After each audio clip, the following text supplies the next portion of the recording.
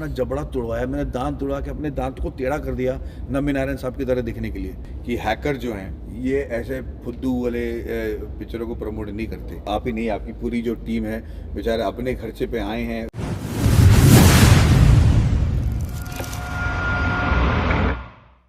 तो गाइस आज मैं इस जगह पे बैठा हूँ क्योंकि आपको पता है कि आपका भाई रॉकेट्स का कितना बड़ा फैन है। मुझे शुरू से ही बचपन से ये सारी चीज़ें पसंद है और जब मैंने देखा द रॉकेटरी का ट्रेलर, मैं आया हूँ सर के पास में क्योंकि इसके अंदर जो होने वाला है, जिन वैज्ञानिक की इसके अंदर कहानी है और जो जो मूवीज़ के अंदर सर ने किया है, आप सुन के देख के दंग रह जाओगे। पहले तो हैकर मैं आपका बहुत बड़ा फैन हूँ यार, जो जो चीज़ करते हो बहुत अच्छा लगता है मुझे। सर भी टाइटेनियम आर्मी का हिस्सा है। जी बिल्कुल।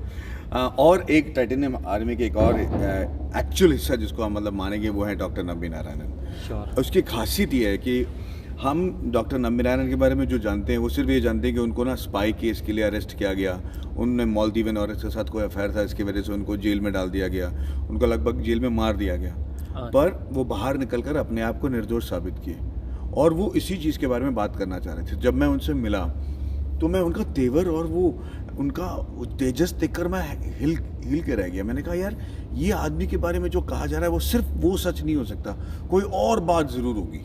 और जब मैं उनसे बात करने लगा तो मैं बिल्कुल दंग रह गया।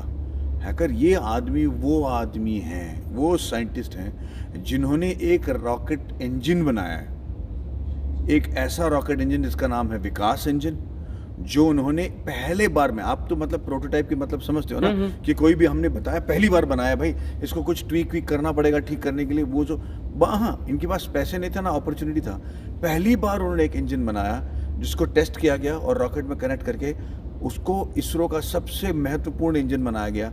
मंगलयान, चंद्रयान जो भी उनका जो लॉन्च है ये विकास इंजन के बगैर नामुमकिन है। और इस इंजन की खासियत ये है कि आज तक ये इंजन फेल हुआ ही नहीं। और हम ना इस आदमी के बारे में नहीं जानते। इतना बड़ा काम करने के बाद भी नंबी सर ने जो स्ट्रगल देखा उसके बारे में कुछ बताइए, क्योंकि अगर आप उसे ध्यान से सुनोगे ना गाइस, आप बोल दोगे यार कि देश के जो रियल हीरोज हैं उनके साथ में ऐसा हुआ, इतना ज्यादा दुख उन्होंने सहा और उसके बावजूद भी नंबी नारायण सर ने हार नहीं मानी। सर कुछ उनके बारे में। हाँ, ये बात जानना जरूरी है। बिल्कुल। तो नंबी नारायण साहब से जब मैं मिला तो ये केस के बारे में बात कर रहे थे, तो मैंने कहा कि यार कुछ और बात तो होगी। और फिर मैंने उनके अचीवमेंट के बारे में बात करना शुरू किया तो वो बड़े नॉर्मल से बात कर रहे थे कि हाँ भाई मैं प्रिंसटन गया था, मैं वहाँ पे आईवी लीग स्टूडेंट था, हाँ मैं फ्रांस गया था, साइंटिस्ट को 52 साइंटिस्ट को वहाँ लेके गया, वहाँ पे रॉकेट इंजन बनाने मैंने सीखा।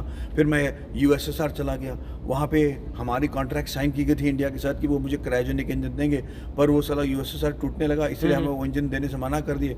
तो ये साइंटिस्ट यूएसएसआर गए हैं, वहाँ पर रशियनों को डरा के धमका के फुसला के जो उनके आंखों के नीचे से, अमेरिकन के नज़रों के नीचे से वहाँ पे हमारी इंजन को वॉडका के क्रेट्स में छुपा कर फ्लाई करके यहाँ ले आए। नंबी सर ना पूरे मतलब जेम्स बॉन्ड के बाप निकले ये। और ये सब सच है। और इतना अपने जान को जोखिम में डालने के बाद, इतना सब कुछ स्ट्रेस करने के बाद, ये लोग इतने कमाल के देशभक्त हैं कि इनको पता है कि इनके बारे में कोई नहीं जानेगा, इनके गुण कोई नहीं गाड़ेगा, कोई इनके नाम पे कोई सड़क का नाम नहीं रखेगा या सड़क के कोने में इनका कोई मूर्ति नहीं रखेगा। इसके बावजूद भी पागलपंथी की तरह इंडिया के लिए काम करते हैं। और मैंने इसलिए इस फिल्म को बनाया ताकि हमारे नौजवान नंबी नारायण सर के बारे में जाने कि ऐसे लोग हमारे देश के लिए कैसे काम करते हैं। और मैं इसलिए बनाया हूँ क्योंकि हमारा इंटेलेक्चुअल कैपिटल यानी कि जो दिमागी ताकत है इंडिया में, वो इंडिया में रहना बहुत ज़रूरी है। बिल्कुल सर, क्योंकि हमारे पास अंतरिक्ष में जाने की पूरी क्षमता है। और भाई साहब मैंने इस फिल्म में ऐसी चीज़ें की हैं जो आज तक कोई फिल्म में किसी ने नहीं किया हो, जैसे कि चाहे वो इंडियन फिल्म हो या हॉलीवुड फिल्म हो। जैसे कि आपने रॉकेट फिल्म में रॉकेट लॉन्च देखा होगा, देखा, सैटेलाइट देखा होगा, देखा, पर आपने कोई भी फिल्म में रॉकेट इंजन को देखा है? नहीं। रॉकेट इंजन दिखता कैसा है मैं आपको बताऊं। रॉकेट इंजन दिखता है हीरे जवाहरात के एक पेंडेंट की तरह। लड़कियां देखेंगी तो पागल हो जाएंगी, बोलेंगी मैं पहनना चाहूंगा। इतना खूबसूरत दिखता है वो, ब्यूटीफुल, एकदम शाइनी, क्योंकि उसमें एक दिन का डस्ट भी नहीं हो सकता, प्योरिटी की वजह से। आप हाथ लगाओगे तो आपका हाथ फिसल जाएगा, इतना शाइनी और इतना ब्यूटीफुल, और आपको लगेगा कि इतना प्यारा है। पर जिस दिन ये चालू होता है ना भाई, उस दिन ना 3 किलोमीटर के अंदर आपके कान फट के कान से खून निकल जाएंगे, इतना ताकत है इस इंजन में। और इसका पावर जानने के लिए ना आपको ये पिक्चर देखना पड़ेगा, क्योंकि पहली बार हमने इसको दिखाया है। ये जो मूवी है, इसका जो ट्रेलर आया था वो 1 अप्रैल को क्यों आया था, इसके पीछे का रीजन बताइए। क्योंकि ना हमको लगता है कि जितने भी देशभक्त हैं जो अपने देश के लिए काम करना चाहते हैं वो सबके सब फूल ही हैं। जैसे हमने 3 इडियट्स बनाई थी, जिनके सोचने का तरीका अलग होता है वो इडियट होता है, जिनका देश के प्रति सोचने का तरीका होता है वो मेरे ख्याल से फूल ही होगा। विक्रम साराभाई, सतीश धवन, UR राव, जो महारथी हैं, वो सब जाके बड़े बड़े कॉलेज, मतलब MIT, कॉर्नेल, प्रिंसटन जैसे कॉलेज में पढ़कर वापस इंडिया आए काम करने के लिए, इसरो के लिए। और आज हमारे यहाँ नौजवान इंजीनियरिंग करके हमारा नाम रोशन कर रहे हैं, लेकिन बाहर के देशों में जाकर। आप सोचिए ना, पूरे दुनिया के टॉप फॉर्च्यून 500 कंपनी, यानी कि सबसे मशहूर कंपनी के 20 कंपनी में से 14 कंपनी के CEO इंडियंस हैं। हाँ, ये बात सही है। जो जितनी बड़ी बड़ी सबके CEOs इंडियन हैं। तो क्यों, हमारी ऐसी क्या क्षमता है कि हम लोग, क्योंकि हम लोग इंटेलेक्चुअली दुनिया के सबसे बड़े तोप हैं। हाँ, वो तो है सर, वो तो है, सही बात है। युवा को बाहर जाने की जरूरत नहीं, उल्टा बाहर के लोगों को यहाँ पे आके काम करने की जरूरत है। बिल्कुल, इंडियन ही नहीं, मैं चाहता हूँ कि बाहर के अंग्रेजी scientist, German scientist, French scientist भी इंडिया में आके काम करें। बिल्कुल। और मैंने आपको पहले बताया था ना कि हमने इस फिल्म में कई चीजें की हैं जो पहले किसी फिल्म में नहीं किया हो। हमने इस फिल्म में नंबी नारायण की उम्र दिखाई है 29 साल से लेकर 80 साल तक। और जब हम बड़ी पिक्चरें बनाते हैं तो उस वक्त ना उम्र दिखाने के लिए हम ना पैडिंग करते हैं या दाढ़ियाँ चिपकाते हैं, विग डालते हैं, पर इस फिल्म उसको प्रोस्थेटिक्स कहते हैं। हमने इस फिल्म में कोई प्रोस्थेटिक नहीं यूज किया। आपको मैं कुछ वीडियो दिखाऊंगा और आपको दूंगा, जब अपने दर्शकों को और अपने लोगों को दिखाइए कि हमने कैसा अपना जबड़ा तोड़वाया। मैंने दांत तोड़ा के अपने दांत को टेढ़ा कर दिया नंबी नारायण साहब की तरह दिखने के लिए। आज तक किसी ने कोई फिल्म में नहीं किया होगा। मतलब रियलिटी के अंदर आपने मतलब अपने खुद को चोट पहुंचाई इस चीज के लिए, खुद के दांत को। ये वीडियो देखिए, आपको समझ में आ जाएगा।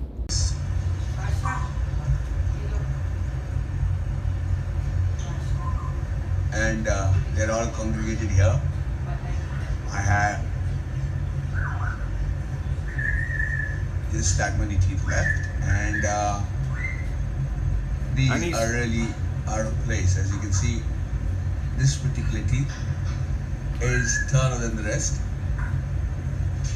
and in the cameras, when I speak on film, the crookedness, the angle with which these teeth go up are very clear. They're in a slanted position.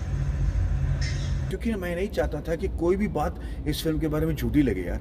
क्योंकि अगर मेरा लुक झूठा लगे, अगर आपको लग रहा है कि मेरा पेट असली पेट नहीं है, मैंने पैडिंग लगाया है, मैंने झूठी दाढ़ी लगाई है, तो जो मैं बाकी की बातें कर रहा हूँ वो भी झूठी लगेगी। मतलब कि हम जो मूवी में देखेंगे आपके लुक से लेके सारी चीजें वो बिल्कुल रियल है, सारी एवरीथिंग बिल्कुल रियल, यानी कि nothing, no makeup, no prosthetics, nothing. अब मैंने ना आपको एक फोटो दिखाऊंगा। मैंने जब वजन डाल लिया था नंबी नारायण सर, बूढ़े नंबी नारायण सर के दिखने की तरफ दिखने के लिए, उससे 14 दिन बाद मैंने कैसे वजन कम किया और वजन कम करने का तरीका क्या है और इसकी वजह से हमने क्या सीखा, हम दोस्तों को क्या समझा सकते हैं। इनफैक्ट पिक्चर रिलीज हो जाएगी ना भाई, मैं एक वीडियो निकालने वाला हूँ, इसका नाम है सीक्रेट्स ऑफ रॉकेटरी। उसमें ये बताऊंगा कि दांतों की वजह से एक इंसान अपनी उम्र से ज्यादा बूढ़ा कैसे दिखता है, और अगर उसको ठीक तरीके से रखा जाए, और बहुत आसान तरीका है उसको रखने के लिए, तो वो अगर 30 साल का है तो वो साला 20 साल का दिखेगा। अगर वो 50 साल की औरत है तो 35 साल की दिखेगी। वो दांतों की वजह से होता है। ये सब चीज़ें बहुत कमाल की सीक्रेट्स हैं जो मैंने इंडियन मिथोलॉजी और साइंस से सीखा है। मतलब मैंने एक वो फोटो पता नहीं कहाँ से वायरल हुई थी, तब मैंने आपका पेट देखा, वो बिल्कुल ऐसे था जी, बहुत खतरनाक तरीके से। मैंने कहा कि मतलब इतना वजन, अभी मैं आपको देख रहा हूँ तो मतलब लग नहीं रहा। कितना टाइम लग गया वो ट्रांसफॉर्मेशन के अंदर? तो हमने कुछ 2.5 साल की रिसर्च की कि भैया हम कैसे, इसमें जो सीक्रेट है वजन कम करना सीक्रेट नहीं है। सीक्रेट ये है कि हमने वजन बढ़ाया कैसे, हमने ऐसा क्या खाया जो खाने की वजह से हमारा वजन फूल गया या मोटा दिखने लगा, और फिर उसके बाद हमने ऐसा क्या किया कि 14 दिन में हम वापस नॉर्मल हो गए। आप कह रहे हैं 14 दिन? जी बिल्कुल, ये 2 महीने 3 महीने 6 महीने नहीं, सिर्फ 14 दिन। हाँ, और ना एक्सरसाइज किया, ना दवाई खाया, ना अपने आप को भूखा रखा, ना दिन रात दौड़ा, कुछ नहीं, खाया पिया सोया बस। आप ये फोटोग्राफ देखिए। नहीं, आप ध्यान से सुनिए सर, कैसे मैं जानना चाहूंगा। आई एम रियली, तो मैं एक सीक्रेट आपको बताता हूँ। हाँ।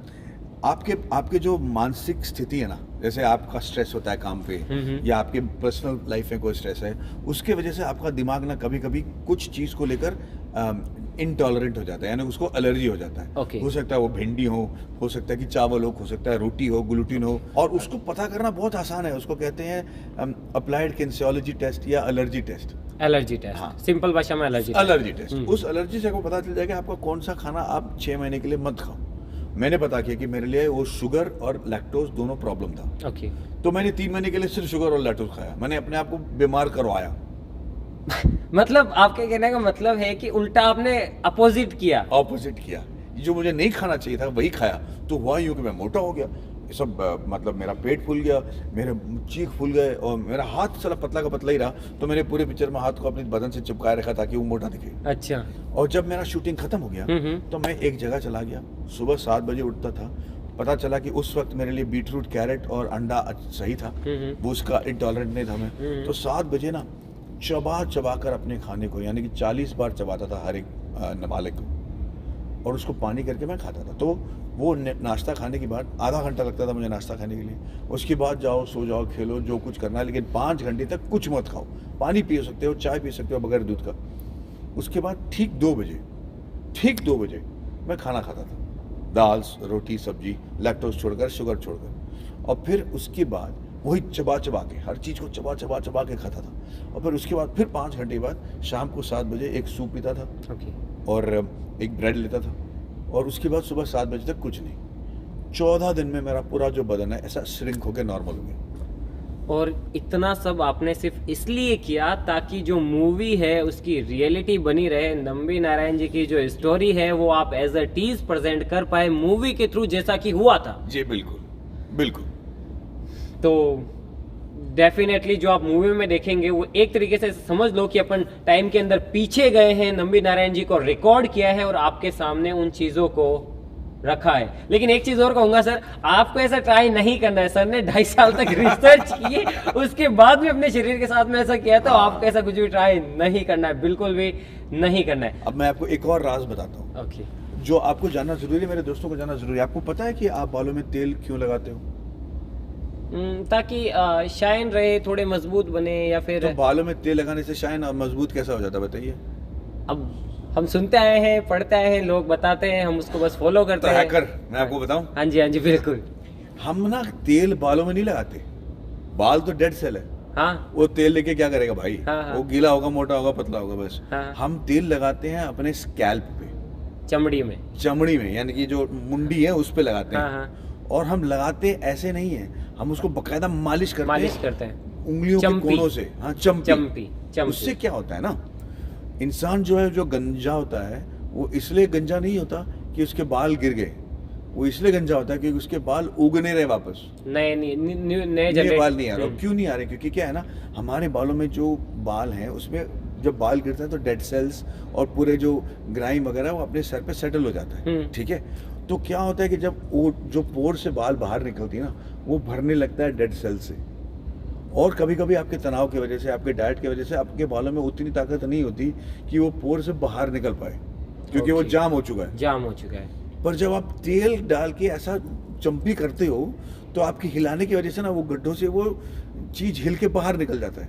और तेल होने की वजह से, तेल की विस्कोसिटी जो कहते हैं, जो चिपकने का उसका आदत है, तेल जो वो डेड सेल को अब्जॉर्ब कर लेता है। डेड सेल, वो जो आपके सेल है, वो तेल में चिपक जाता है। इसीलिए वो कहते हैं चंपी के बाद फौरन नहा लो।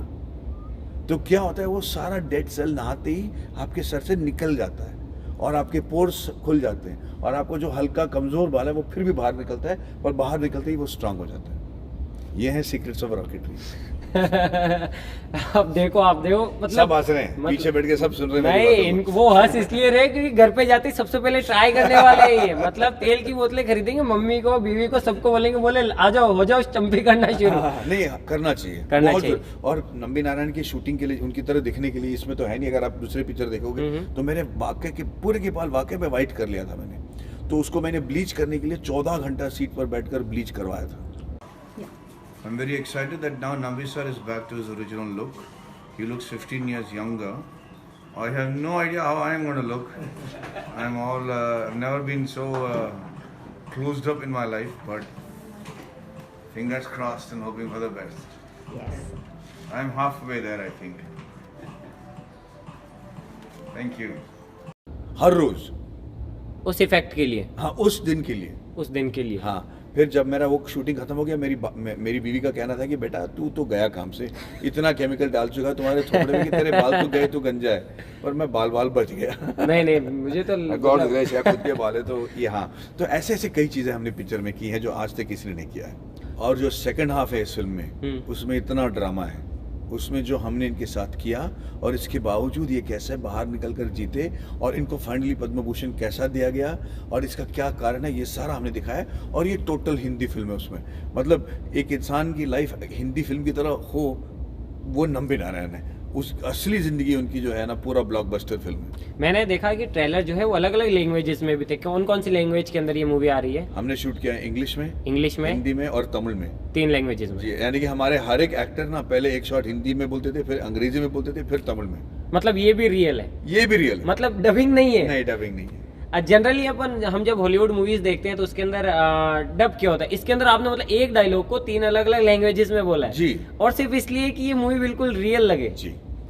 सर आप ग्रेट है। अरे मैं नहीं, नंबी नारायण साहब बहुत ही ग्रेट है। लेकिन आप मतलब आप उन्हीं को रिप्रेजेंट कर रहे हैं। Thank you very much. उन्हीं की बायोग्राफी आप बता रहे हैं। ये ऐसी मूवी होगी जो अंग्रेजों को देखनी चाहिए, उनको भी देखना चाहिए भैया कि भारत में कुछ भी कमी नहीं है। टाइटेनियम आर्मी से मैं ये कहना चाहता हूँ कि हैकर जो हैं ये ऐसे फुद्दू वाले पिक्चरों को प्रमोट नहीं करते। नहीं, आपने कभी भी नहीं देखा? नहीं किया। तो मैं बड़ा गर्व महसूस कर रहा हूँ कि ये हमारी रॉकेटरी फिल्म के बारे में जानना चाह रहे हैं और इनका जो काम है, ये जो काम कर रहे हैं उसी तरीके के काम है जैसे नंबी नारायण साहब कर रहे हैं या मैं कर रहा हूँ। क्योंकि हम अपने देश में जितने भी लोगों को साइंस में इंटरेस्ट है उनको हम बताना चाहते हैं कि इस देश में बहुत अपॉर्चुनिटी है। मैं आपको बता दूं कि ये जो मेटावर्स बन रहा है, जो वेब 3.0 बन रहा है, इसको बनाने वाले जो है ना हमारे छोटे छोटे शहरों के लड़के हैं जो 25 साल 26 साल के हैं, जो जिनकी नेटवर्थ आज $15 बिलियन है।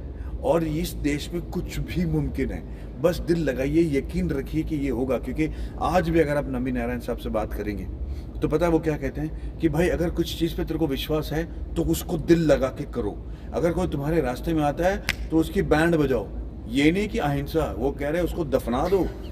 आप ना कोई भी चीज़ अपने मकसद के सामने आने मत दो। और अगर आपको लगता है कि आपकी नीयत ठीक है और देश के हित में है, फिर तो कायनात कुछ भी कर ले, आप जीतोगे ज़रूर, कभी रुकना मत। बाकी ग्रेट है सर। मैं भी ये कहना चाहता हूँ कि हैकर मैं बहुत खुश हूँ और मैं बहुत गर्व महसूस करता हूँ। सिर्फ आप ही नहीं, आपकी पूरी जो टीम है, बेचारे अपने खर्चे पे आए हैं, राजस्थान से बम्बई आए हैं मेरे से बात करने के लिए। ये मेरे लिए बहुत गर्व की बात है। मैं आपके और पूरे टाइटेनियम आर्मी को धन्यवाद देना चाहता हूँ और मैं बहुत आपका शुक्रगुजार हूँ। Thank you so very much and be safe, be careful and जय हिंद।